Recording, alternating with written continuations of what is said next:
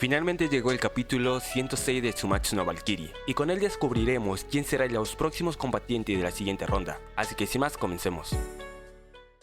Simo Haya derrotó a Loki con un preciso disparo en la cabeza, tras lo cual el dios cayó al suelo. Mientras tanto, todos los humanos celebran con euforia la victoria del héroe, incapaces de creer que uno de los suyos, la temible Muerte Blanca, había vencido a un dios. Los demás humanos estaban sorprendidos por la habilidad de Simo Haya, aunque tampoco esperaban menos del francotirador más letal del mundo. Sin embargo, Simo permanecía en el suelo, lo que provocó que sus compañeros comenzaban a preocuparse por él, aunque de repente apareció su mejor amigo, su perro, que corrió hacia el francotirador y al llegar a su lado lo lamió haciendo que el humano se despertara. Al ver aquello, su compañero comprendieron que Simo estaba bien y comenzaron a reír. Simo miró a su fiel compañero y le dio las gracias. Sin más, todos contemplaron en la gran pantalla cómo llevaban a Simo a la enfermería. Por otro lado, los dioses nórdicos no podían creer que Loki hubiera sido derrotado. Ares en cambio reía, convencido de que era imposible de que Loki hubiera caído. Estaba seguro que Loki que recibió el disparo no era más que una copia. Al mirar a su padre y hermano, solo encontraba decepción en sus rostros. Ares pensando que siendo Loki un dios tramposo, mentiroso, un bromista de pésimo carácter que siempre hacía travesuras, era imposible que pudiera morir de verdad. Seguía creyendo que Loki estaba en algún lugar riéndose de él mientras que su mente entraba en pánico una y otra vez. Ares se reía, diciendo que Loki siempre era igual. Luego comenzó a gritar llamando a Loki para que apareciera y declarando su rendición, aunque no ocurrió nada. Zeus y Hermes permanecían en silencio. Sin más, Ares tomó a su hermano y le preguntó dónde estaba Loki. Él reconocía que Loki no era un amigo, pero aún así, si él no estaba,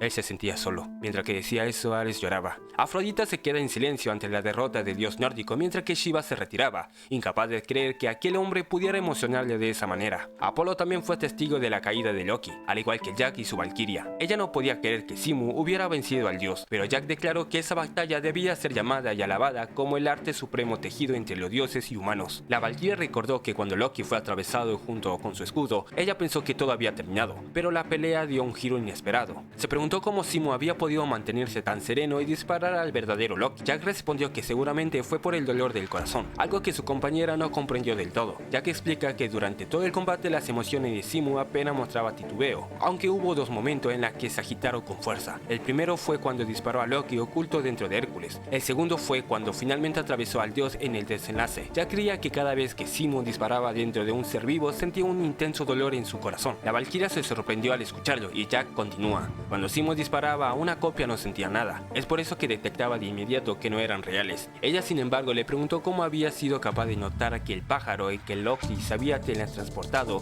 era falso cuando Simo apuntó y disparó al mismo tiempo. Jack respondió que Simo, como amante de los bosques de Finlandia, debió notar algo extraño al observar los movimientos de las aves y de los animales. Un leve indicio de duda nació en él y fue entonces cuando comprendió que ese pájaro era una ilusión de Loki. La Valkyria quedó aún más sorprendido por Simo Haya, admitiendo que era digno del título de francotirador más fuerte de la historia de la humanidad. La Valkyria llamó a Jack y esta la miró. Ella le preguntó qué emociones había sentido Loki al final. Recordó que Loki y Brunhilda se llevaban muy bien y se cuestionó qué pensaría el dios en sus últimos instantes. Jack respondió que el final de Loki fue algo hermoso, un amor loco y puro sin mezcla de nada más. Por otro lado, Thor también presenciaba la derrota de Loki, guardando silencio, aunque su martillo reaccionó. Al sentirlo así, Thor comprendió que su alma compartía sus mismos sentimientos, la tristeza. Mientras tanto, Buda y Brunhilda continuaban en su palco. Buda menciona que aquella batalla había sido impresionante, pero Brunhilda no dijo nada. Aún así, Buda percibía que Loki no buscaba únicamente la victoria en el Ragnarok, sino algo más.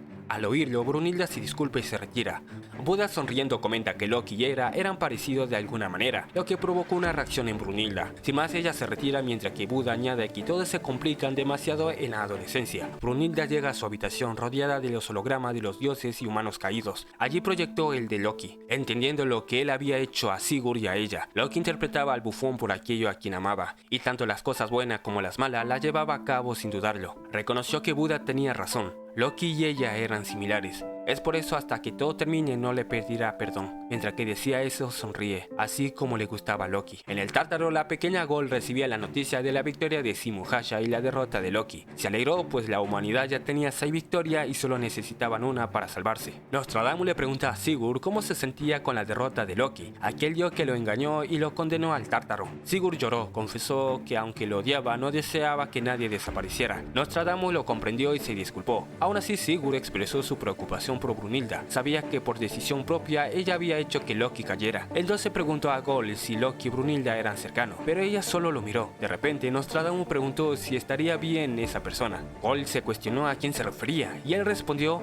a Odín. Explicó que ahora que el bando de los dioses estaba acorralado al límite, el plan de Odín estaba al borde del colapso y nadie sabía qué haría ese dios. Gol se asustó, y con justa razón, pues justo cuando su hermana salía, un temblor sacudió a todos. Esto causado por un dios poderoso, el gran Odín. El dios le preguntó a la valquiria cuál era su objetivo, pero ella no podía contestar de inmediato. Era incapaz de creer que Odín estaba enfrente de ella. Finalmente, con firmeza, respondió que su meta era salvar a la humanidad. Odín, sin embargo, afirmó que había escuchado el verdadero motivo detrás de esa contienda. Brunilda, con una sonrisa, lo confirmó. Su objetivo era eliminar a Odín. El dios no podía creer que una simple valquiria quisiera destruirlo. Le preguntó si lo hacía por algo tan absurdo como el amor, a lo que ella respondió con un rotundo sí. Odín soltó una carcajada a todo pulmón, aunque después le dijo que Sigurd le pertenecía. Él estaba destinado a convertirse en el recipiente para la resurrección de los dioses primordiales y luego morir. Al oírlo, Brunilda se enojó, pero guardó silencio ante semejante revelación. Odín notó que no estaba sorprendida, ya que ella ya lo sabía. No entendía cómo lo había descubierto, pero dejó en claro que su ambición y su deseo ya no podía ser detenido por nadie. Mientras que se retiraba, Brunilda le gritó,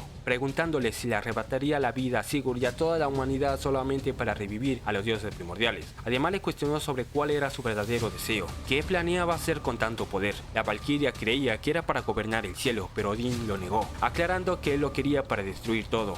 El Tártaro, el mundo humano y el cielo. Él traería el final a todo el mundo nada más. Al escuchar eso, Brunilda se sorprendió que Odín anhelaba el fin de todos. El dios declaró que sería el próximo luchador. Añadió que si Loki no hubiera perdido, ni siquiera habría sido necesario que interviniera. Antes de marcharse, resaltó la locura de la valquiria y su ambición. Se preguntó cuál de los dos prevalecería. Esperaba con ansia esa revelación, pero Brunilda le respondió con firmeza que ella también lo esperaba. De regreso a su habitación, comprendió que la humanidad ya tenía 6 victorias y solo necesitaban una más. Frente a ella contempló únicamente a 2 guerreros capaces de luchar contra Odín, aunque reconoció que solo uno tenía la fuerza para derrotar al supremo dios nórdico, Sakata Kintoki. Por otro lado, Sakata aguardaba la siguiente ronda hasta que apareció Buda para contarle un chiste y relajarlo, pero Sakata con una sonrisa le pidió que no se preocupara. Él le prometió derrotar a Odín, ya que ambos cargaban con el mismo destino.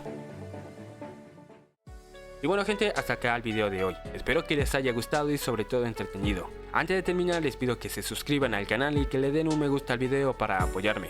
Sin decir más, nos vemos en el próximo video. Adiós.